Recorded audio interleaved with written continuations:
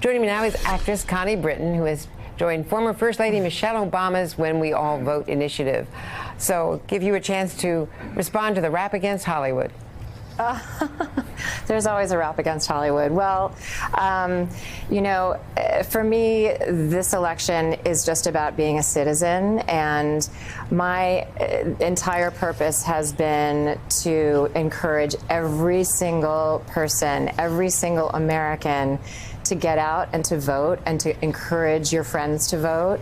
And, whenweallvote.org, which is Michelle Obama's nonpartisan, not-for-profit organization, is really only about getting everybody out to vote because we need to be represented. This is just for the sake of our democracy. So I'm here right now as a U.S. citizen, period. Now, you were campaigning for Stacey Abrams, and we've been talking a lot about the charges of voter suppression, where Brian Kemp is the Secretary of State who's overseeing the election, has already invalidated more than 50,000 absentee ballots, reportedly, and there are all sorts of lawsuits, the ACLU going back and forth, and the Legal Defense Fund. How do you encourage people to vote? We saw what Oprah did yesterday against that climate, where people are being told that there are all sorts of requirements, the exact match law, for instance. It's incredibly discouraging, but the thing is, everybody who can needs to vote, because that's the first step to changing those kind of laws, those kind of rules that are in action. And in order to be able to do that, because a lot of those voter suppression laws are state laws or local laws, so we need to vote all the way down the ballot. And I'll tell you, I understand it. I get it. Voting, voting is, particularly in some states, is being made more and more difficult to do. So, and then it's really hard to understand who's on the ballot, what you're voting for. It takes work. It does.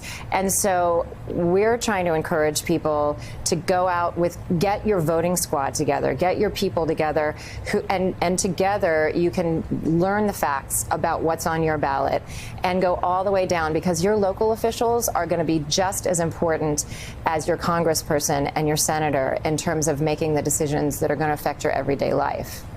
You know, it's such a good point. I was talking to Sherilyn Ifill, one of the guests on our program earlier this week, and she said, take the time this weekend and study up. Check who the candidates are. I found when I voted last Sunday, I thought I was prepared with all of the local races, and I still found a few that I didn't know the people, and so I stopped, paused, and read in on my phone while I was there in the booth. It's not easy.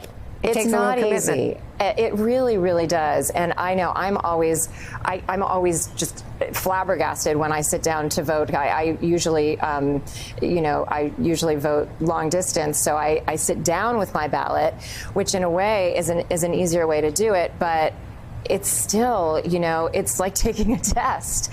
But that's why if you get a group of people together, you can divide and conquer, split up, learn what is on your ballot, and then use your voice and really figure out what's important to me on this election day. What do I want to make sure comes across with my representatives in the country? And why do you think women are as engaged as they are, both as candidates and as prospective voters this year? Well, it's been quite a year for women, and we have been faced with in a very, very prominent way. We've been faced with who we are as women in this country, how we are treated as women. The result of that has been great.